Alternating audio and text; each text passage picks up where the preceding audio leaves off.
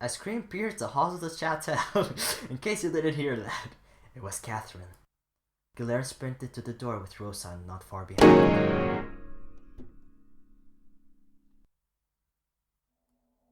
Back in the piano room, Catherine took a shaky step towards her sister. She wasn't moving at all. I didn't. It was an accident. Emily? She was overcome with the urge to approach her sister and shake her awake. Make sure she was okay, but it was a nasty fall. Emily? Catherine saw the way her sister's head snapped back as it collided with the sharp corner of the piano. She watched it all like a series of photographs in her head. She had to check on her, but her feet refused to move. Instead, she began to retreat into a corner. She didn't even notice her legs were moving until her forehead touched the wall. She didn't want to turn around. Her sister was on the floor. What the fuck happened? Her eyes were still open, unblinking. It was an accident. It was nothing but an accident. Was it? She pushed first. She got really scary. She strangled me. What? That's absurd. Are you sure? Would she do that? I don't know. I think she did. Catherine touched her throat. It felt fine. Tapahit girl, Emily, is it? She really believes just because the Marquis took her in that he's interested in her? Well, she's obsessed with the master. The apple doesn't fall far from the tree. Wasn't her mother a bit, not right in the head? It probably runs in the family. Emily had looked mad. Her eyes had burned with malice for her as she had closed her fingers around Catherine's neck. There we go. But she couldn't remember if that had really happened. Sister was always kind to her. She would never ever hurt her, even when they got into fights. Sister loved her. Am I turning mad? I have the blood of a mad woman. Am I going to end up like her? I only told her the truth. Guilherme doesn't care for her. And she doesn't even care for him that much either. It was all just chaff, their relationship. No sense trying to make everyone else miserable too. But she called me jealous and a bitch. She has never called me a bitch. She said they have decided to send me away. My lessons sent home. The piano replaced. It was for my own good, she said. I don't have to travel here all the time. I can concentrate on my other endeavors. I can make new friends. But I know she just doesn't want me near the Chateau of Guilherme. She hates it when I catch her with him. Perhaps this morning was the last straw. She hates it, but she also smirks at me when I see them. Like she basks in it. I think I might hate her. Catherine's thoughts ran through her head like a storm. They poured out of her aimlessly. I wonder if the piano's broken. Am I going to pay for it? What will become of us without sister's wages? What if father's medicine? What of my dreams? Sister can't be dead. Sister can't be dead. Catherine brought her fingers to her lips and nibbled on her thumb. She didn't notice this. Her mind was preoccupied. She was in the corner of the wall, biting her fingers. It was a tiny comfort in a rapidly collapsing world. Guilherme opened the door and found Emily lying on the floor. An ugly gush broke the skin of her forehead. Facing the wall was Catherine, shivering like a leaf and viciously devouring one of her fingernails. He approached her cautiously. Catherine? Rosa was out of breath, but was still able to let out a gasp at the scene. Emily's lifeless eyes stared up at nothing while Catherine pressed herself into a corner. What had happened after she had left? Rosa, will you call for help, please? See that someone checks on Emily. Rosa did as she was told, but but what she really wanted to do was hug Catherine herself. Guilherme took a small step towards her. He called her name slowly, coaxingly, whatever the fuck. Catherine turned her head, her thumb still on her lower lip. It was an accident, I swear. Of course it was, Catherine, of course it was. She pushed me first. She wanted me sent away.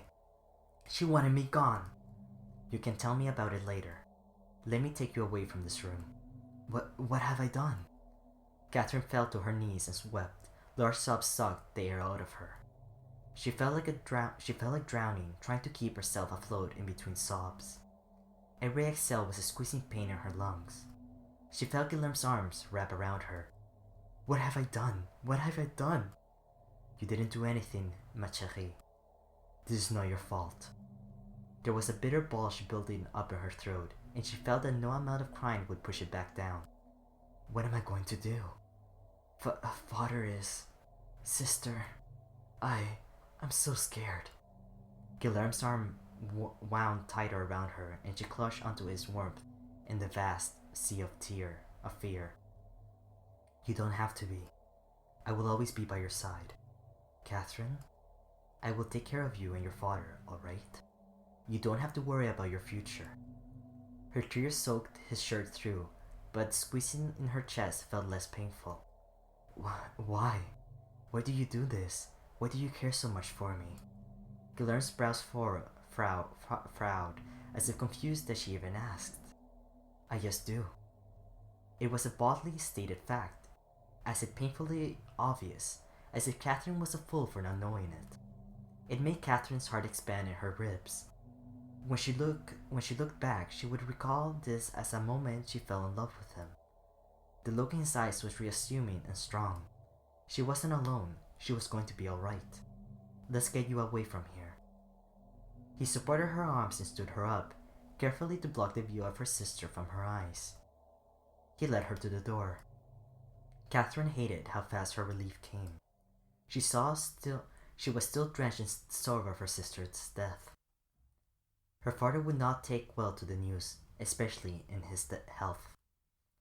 But she was alright, and she hated it. Rosa was with her. She didn't have to leave her piano, her dreams, him. Nothing had to change. And most importantly, she hated the voice that came whispering in her head over and over again. Thank goodness she's dead. Thank goodness.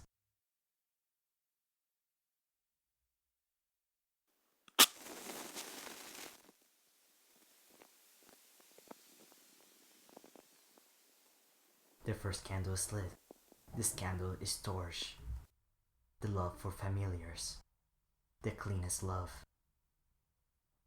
Rosa stared at the blue candle glowing in her hand as she chanted her spell. Trust is the veil that conceals and deceives. Trick his eyes and his heart with the warmth from this candle's flame. A bond of blood like kin will be forced. If you guys hear like a noise from the background, that's my dog snoring. Weave distrust to his tongue, will yield to what is sought. Rosa stood by Catherine's tomb, nursing memories of her. The soft wind lightly blew her hair.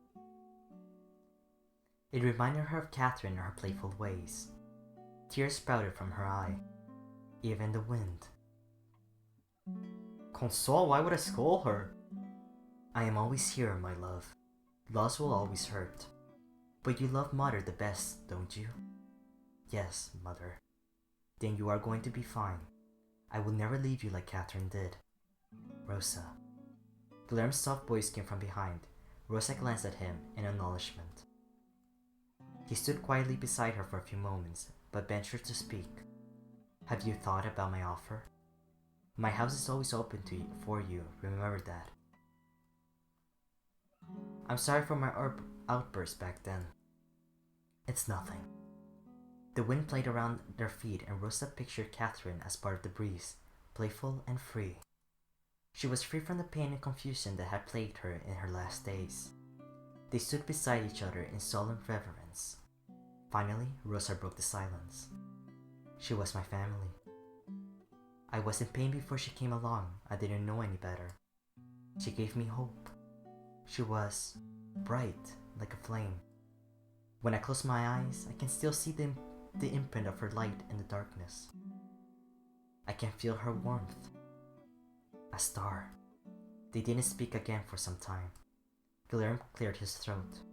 I was an orphan too, much like you. I know what it feels like to lose too much. I wandered for a long time before I found anything to live for. Were you alone? Sometimes. Always. Rosa nodded. Did you have family? Guillermo shifted uncomfortably.